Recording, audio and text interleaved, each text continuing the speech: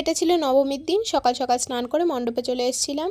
তো নবমীতে আমাদের এখানে চাল কুমড়ো বলি দেওয়া হয়। তো তারপরে সবাই মিলে চলে এসেছিলাম এখানে কম্পিটিশনগুলোর জন্য গিফট কিনতে। আর বাড়ি আসতে আসতে অনেকটা লেট হয়ে গেছিলো বলে দেখলাম হোমও প্রায় শেষের দিকে। তো তারপরে এখানে সবাই মিলে হোমের টিপ নিয়ে চলে এসেছিলাম খেতে। তো খাওয়া দাওয়ার পর চলে গেছিলাম গিফটগুলো প্যাক করতে।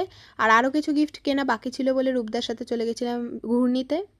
তারপরে সেখান থেকে বাকি গিফটগুলোও নিয়ে বাড়ি চলে এসেছিলাম। আর বাড়ি এসে কিছুক্ষণ রেস্ট নিয়ে চলে গেছিলাম রেডি হতে। আর এবছরের মতন লাস্ট সন্ধ্যা আরতি চলছিল এখানে। আর প্রত্যেক বছর নবমীতে আমরা একটা সাংস্কৃতিক অনুষ্ঠানের আয়োজন করে থাকি।